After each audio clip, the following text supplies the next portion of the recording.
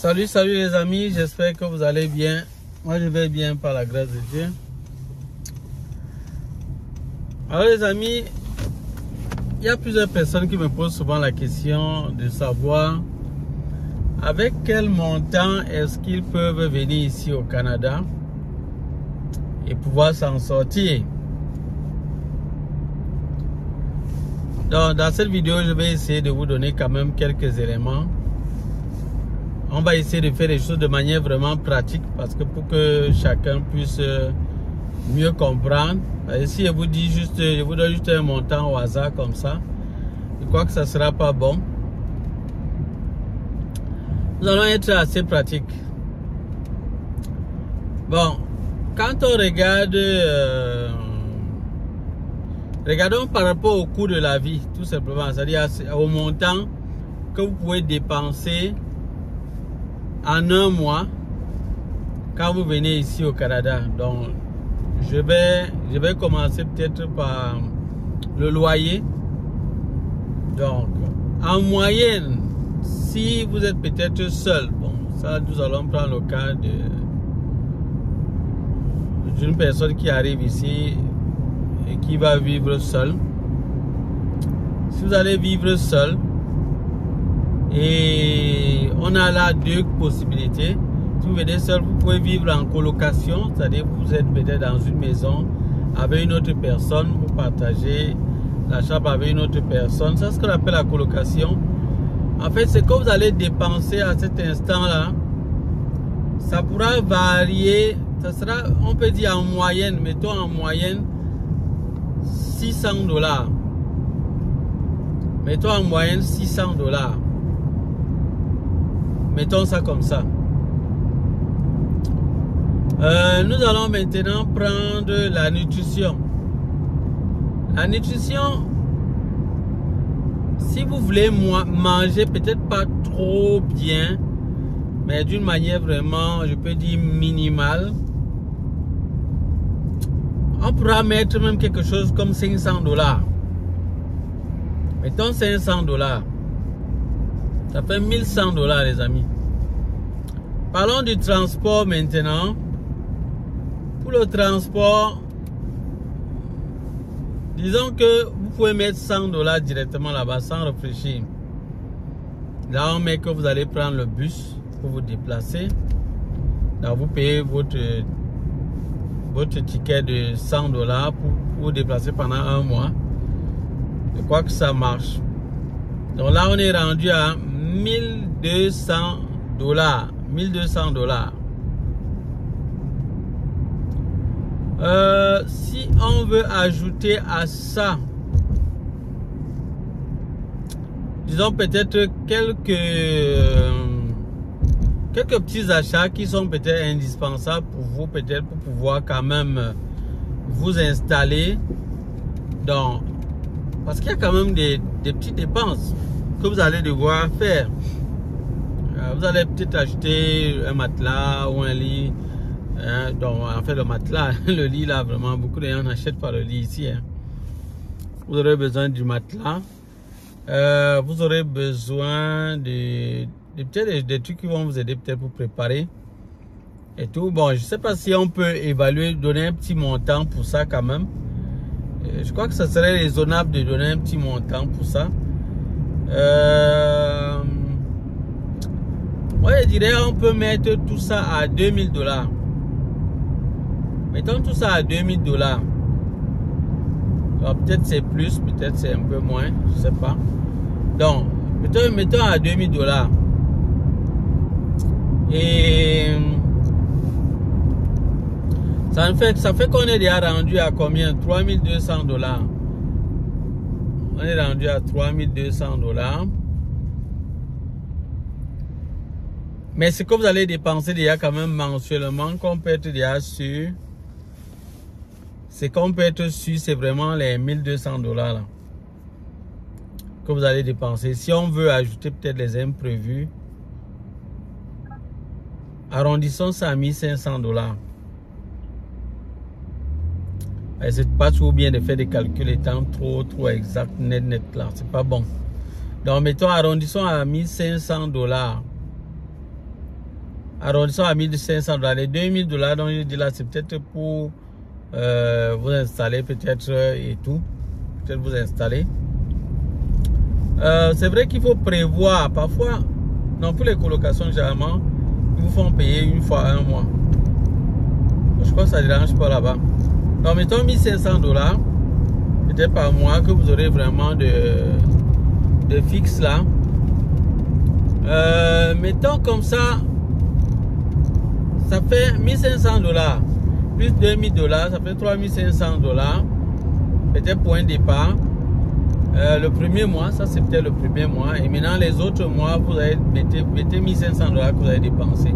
Là, je prends pour celui qui est en colocation et qui est seul. Bon,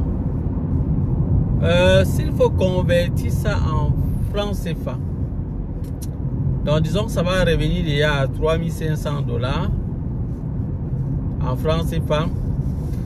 Ça va revenir à combien? 3500 $ en francs CFA. Donc on va arrondir ça à 2 millions. Hein? On va arrondir à 2 millions. Et quoi qu'on va arrondir ça à 2 millions. À 2 millions là, c'est comme ça. Le montant que vous pourrez peut-être dépenser le premier mois. Le premier mois, donc on peut dire que c'est ce que vous pouvez dépenser le premier mois. Et les autres mois, maintenant, vous allez dépenser, vous pourrez dépenser, comme j'ai dit là, on peut arrondir à 1500 $. 1500 $, c'est un peu comme 750 000. On peut dire comme ça. Bon, maintenant, si on suppose que vous n'avez peut-être pas le job directement, c'est-à-dire, supposons que vous pouvez galérer peut-être 3 à 4 mois.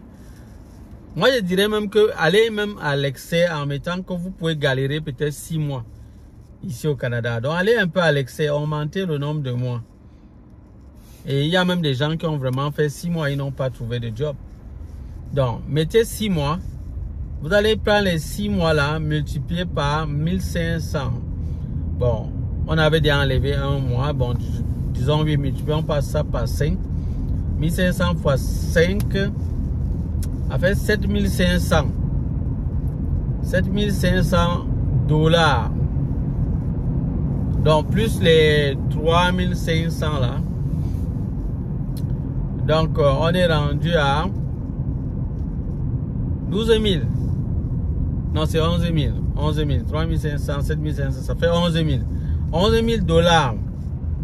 Donc, 11 000 $, ça veut dire que ça vous fait 5 millions.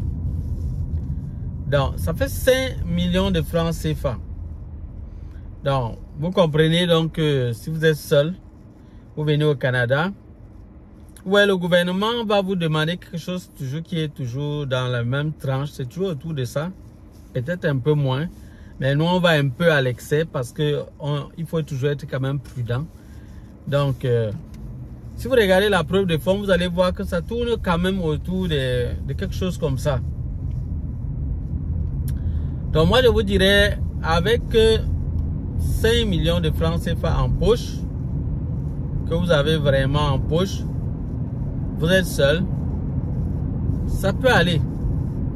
Ça peut aller. Maintenant,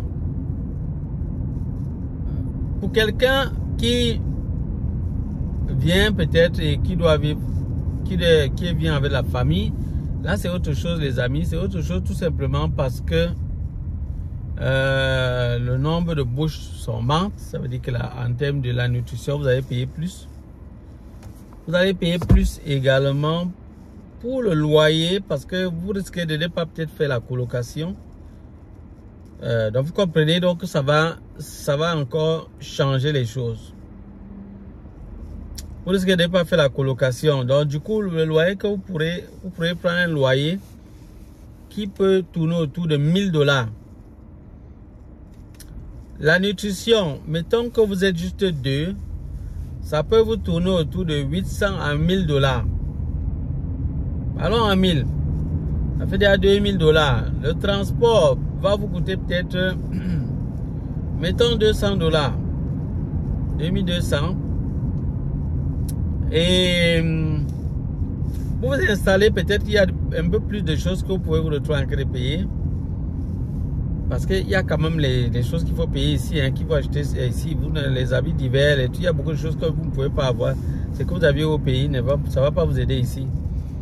Donc, ça fait 2200. L'installation pourra vous prendre peut-être au moins dans les 3000 $. Donc, on est rendu à 5200 $. 5200 $. Cependant, c'est ça que vous allez dépenser peut-être le premier mois. Maintenant, pour les autres mois, on va mettre que vous allez dépenser 2200 par mois. Là, je suis en train de prendre les trucs minimaux, hein, donc c'est vraiment les minimums là. Je ne suis pas en train d'exagérer, donc je prends les trucs minimaux là. Donc, 2200 $ comme ça, mettons, donc comme je dis encore, fois 5 mois. Fois 5 mois, ça fait 10 000, 2200 fois 5. Ça fait 11 000. 11 000. Maintenant, plus les 5 000 qu'on avait déjà au début là, 5 200. Ça fait 16 200 $. Donc, on peut dire 16 000 $. 16 000 $, c'est combien de francs CFA?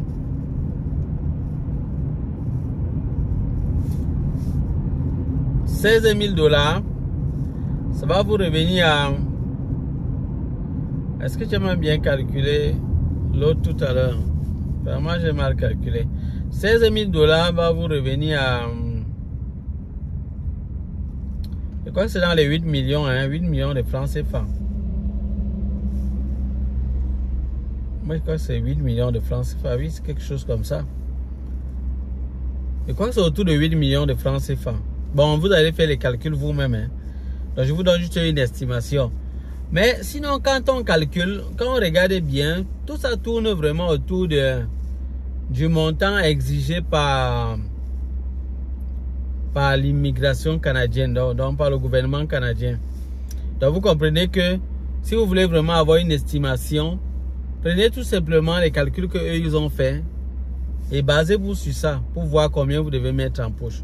Quand ils vous demandent la preuve des fonds, prenez ça vraiment comme c'est le minimum qu'eux-mêmes ils voient qu'avec ça, vous pouvez peut-être tenir même peut-être 3, 4, 5 mois ici. Vous pouvez ajouter juste un peu quelque chose au-dessus de la preuve des fonds qu'ils demandent. Les amis, pourquoi c'est important de comprendre ça? Ça, c'est pour vous aider à être mentalement prêt et stable. Parce que vraiment, beaucoup de gens sont venus ici en jonglant avec la preuve des fonds. C'est-à-dire, la preuve des fonds, ils ont pris ça, ils ont pris ça comme des formalités. Et à la fin, c'est en train de leur coûter cher. C'est en train de leur coûter cher. Donc, moi, je vous dis vraiment de prendre ça au sérieux. Venez vraiment avec le montant qui est exigé. Venez avec ça. Et vous verrez que ça va vraiment vous aider. Ça va vous aider parce que vous serez un peu stable dans votre tête. Parce que vous n'aurez pas de soucis déjà par rapport à ça. Et vous savez, vous n'aurez pas de problème une pression liée à cela. Parce que vous savez que dans la pression, on prend parfois de mauvaises décisions. Quand on est vraiment trop sous pression, on est un peu coincé. Ouais, c'est pour ça que même Jésus, c'est lorsqu'il a eu à jeûner, lorsqu'il a eu faim, c'est là où le diable est venu pour le tenter. C'est généralement que quand tu es dans un besoin, dans un état vraiment de faiblesse, tu es dans un besoin, c'est là où généralement le diable va venir pour te tenter. Parce qu'il veut profiter de l'occasion pour te prendre. Donc, il faut faire très attention au moment de faiblesse. Donc, c'est pour ça que moi je vous dis, donc évitez de venir avec peu de ressources et que ça vous mette sous la pression, vous retrouvez en train de faire n'importe quoi juste parce que vous êtes coincé. Et vous savez que lorsque vous prenez peut-être un job ici, parfois ce n'est pas toujours aussi évident de quitter comme vous le pensez. il y a des moments où ça peut déjà vous donner une autre orientation, autre que celle que vous aviez vous-même planifiée dès le départ.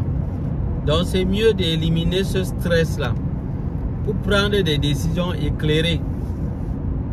Pas prendre des décisions parce que tu es coincé, tu ne sais plus quoi faire, te voilà maintenant, tu ne sais plus quoi faire, maintenant tu es obligé de voir comment faire même des jobs peut-être que tu n'aurais même pas pensé faire juste parce que il te faut vivre, il te faut payer le loyer, il te faut payer certaines choses. Donc là tu es vraiment coincé.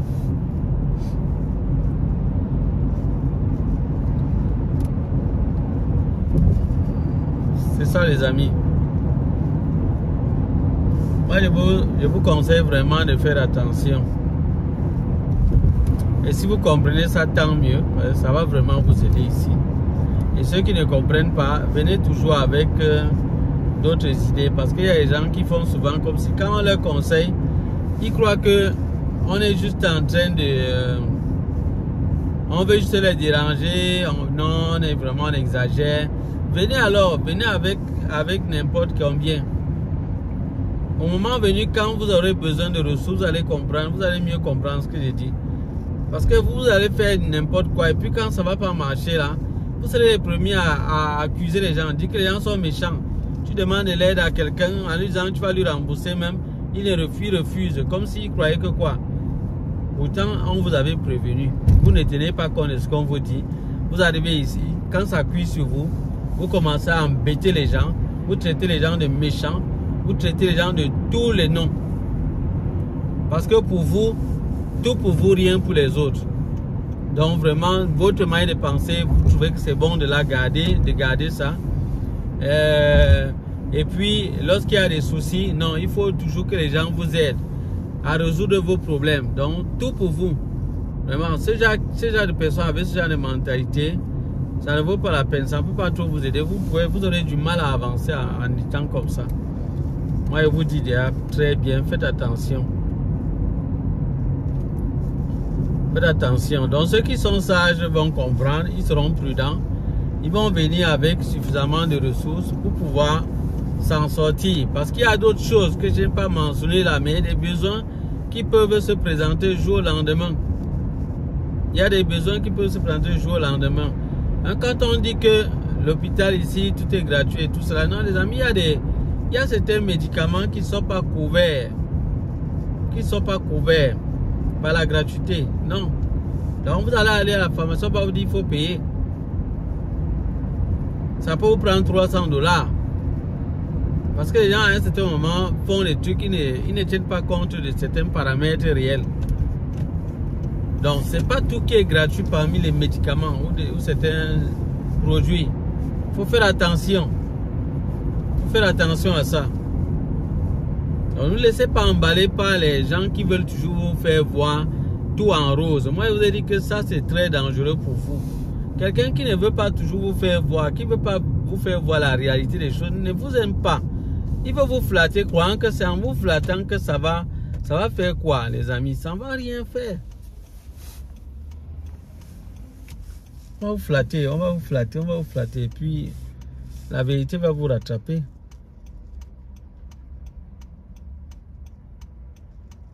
Donc, ça ne sert à rien. C'est mieux d'être vrai, d'être honnête. C'est mieux.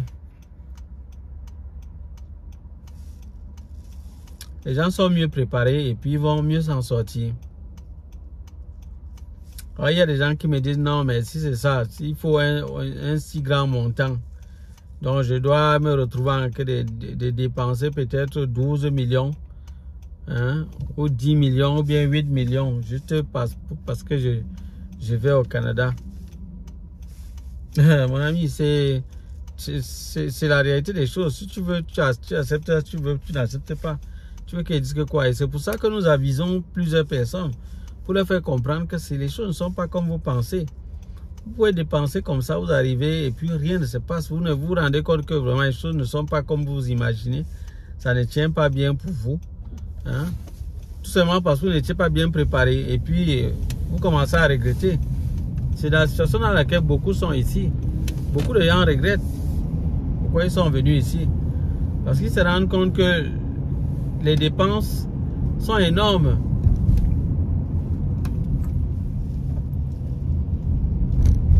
Les dépenses sont énormes. Et c'est pas facile. On vous le dit chaque jour. Vous ne comprenez pas.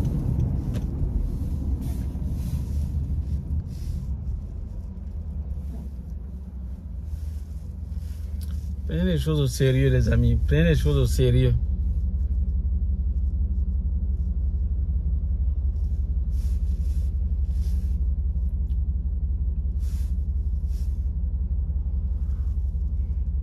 Il y a des gens qui ont dépensé des millions pour arriver ici. Et puis ils se retrouvent là, ils sont en difficulté.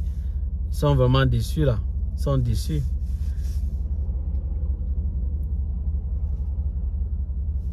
Ils sont déçus, ils regrettent pourquoi ils sont venus.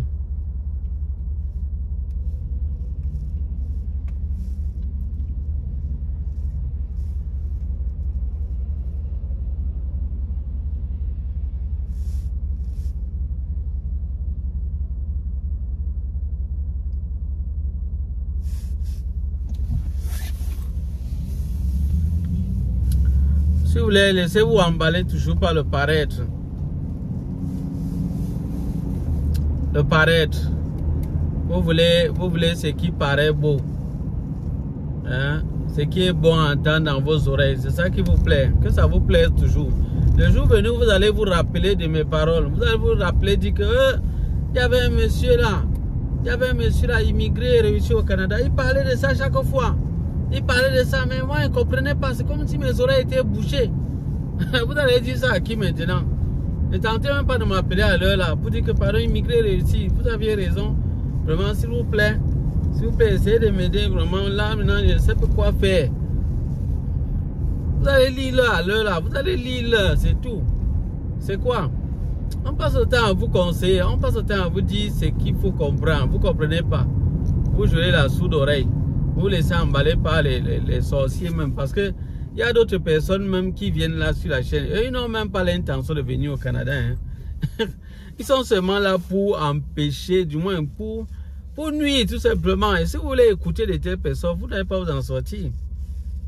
Comme des gens qui viennent fabriquer même des histoires, juste pour vouloir contredire ce qu'on dit. Elle dit non, il y a une femme là qui est venue dire qu'elle sortait son témoignage, qu'elle est infirmière, elle est...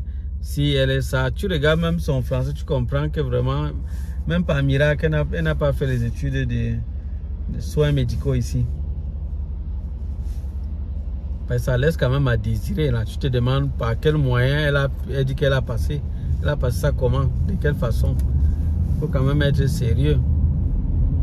Juste parce que la personne, je parle de réalité, la vie, elle dit qu'elle ne sait même pas de quoi je parle, de quoi on parle. Quand on parle des réalités de la vie au Canada, que c'est difficile quoi. Elle dit que non, c'est pas, il n'y a aucun problème, c'est très bon, que tout est correct. Ouais. En tout cas, vous êtes au milieu, hein, vraiment. Vous qui suivez là, vous êtes au milieu. C'est à vous de choisir finalement. Vous allez faire le choix. Moi, je n'ai pas quoi dedans. Moi, je vous le conseille juste, si ça peut vous servir, tant mieux. Si vous savez, si vos oreilles sont bouchées, vous voulez que je dise quoi? Il n'y a rien à dire.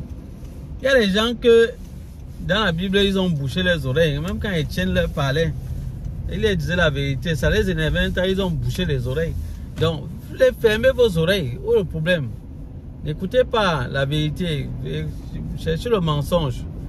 Ça va retomber sur qui? Je ne sais pas. Je ne sais pas sur qui ça va retomber. On te dit, ne viens pas ici, viens ici avec les ressources. Je dis, non, non, quelqu'un m'a dit qu'il peut venir même avec 1 million, je viens. Et qu'il lui est venu avec 1 million, il s'est en sorti jusqu'à ce qu'il travaille. Il a déjà conçu sa maison, il a les 3 voitures. Il est venu avec 1 million, aujourd'hui, il travaille au gouvernement et il touche vraiment gros. Les gens aiment les choses comme ça. Je dis que vous faites même comme des femmes qui aiment qu'on les mente seulement. Comme certaines femmes qui aiment, certaines femmes aiment plutôt qu'on leur dise des mensonges. Donc on lui ment, on lui dit la fausseté, elle est contente. La personne lui dit non, je suis vraiment un directeur général, j'ai au moins 4 entreprises, je suis ci, je suis ça. Il vient peut-être, il est aussi bien habillé là. Elle dit, ouais, c'est ça. Même si ce n'est pas vrai, elle dit, non, c'est ça. C'est qui dit là, et ça est vraiment comme ça. Vous faites comme ça. On vous dit la vérité, ça ne vous plaît pas. Vous voulez juste écouter ce qui est beau entendre dans vos oreilles. Ça vous plaît. Vous êtes fiers. En tout cas, moi, je ne vous dirai pas ça. Je ne vous dirai pas ça. Je vous dirai toujours ce qui est vrai. Et si ça ne vous plaît pas, vraiment, je ne sais pas. Vous allez juste supporter. Vous supporter, les amis. Ouf. Regardez. Pour garer ici, là, ce sera difficile aujourd'hui. Il faudrait que j'aille chercher seulement un autre endroit parce que là, c'est fort, c'est fort, c'est fort. Il n'y a pas moyen là. Merde. C'est ça, les amis, vraiment. Si vous avez compris, tant mieux. Et les gens qui viennent sur ma chaîne pour perdre le temps, tu viens sur la chaîne de quelqu'un, tu t'abonnes. Donc, ça dit que tu cliques même t'abonner. Tu viens. Tu commandes, je ne sais même pas. Tu dis des trucs qui ne servent à rien du tout. Il faut donner des commentaires positifs. Juste pour toi, venir juste insulter les gens ou dire des trucs. Ça te sert à quoi? Tu gaspilles l'énergie. Moi, ce que je fais, c'est au moins utile. Toi, tu viens te insulter, tu gagnes quoi dans insultant quelqu'un? Ça ne fait rien, ça ne change rien. Moi, je dis aux gens qui sont gênés par les insultes que, mais ça vous enlève quoi sur vous? Rien. C'est la personne qui a envie de gâter son énergie.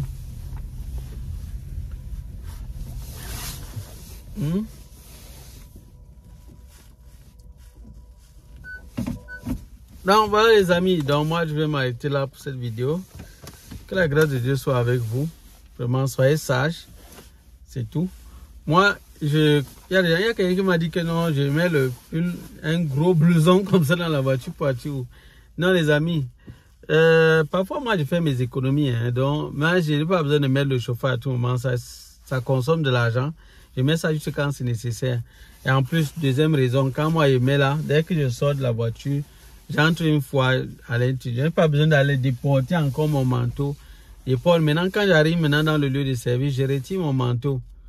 Parce que j'ai l'habit à l'intérieur. Donc, ça veut dire que dès que j'arrive là, je retire mon manteau, je mets ça là où il faut mettre. Et je suis tranquille. Donc c'est ça, donc parfois il ne veut pas me casser la tête là. Pour dire qu'il veut sortir de la voiture, mettre maintenant mon manteau avant de partir. Non, je mets directement, j'enlève le chauffage. Ça me fait de l'économie aussi. Donc c'est ça. Et ce n'est pas mauvais, c'est toujours bien de faire des économies. Je dis que c'est important. C'est très important ici, mais peut-être en période chaude, on n'a pas besoin de ça. Mais nous approchons l'hiver là les amis. Je crois que vous ne pouvez même pas comprendre ça parce que vous n'êtes pas ici. Surtout ceux qui ne sont pas ici, je vous assure que c'est grave. Le temps du froid ici, le temps de l'hiver, merde. Je dis que tu sors comme ça, tu ne mets pas les gants.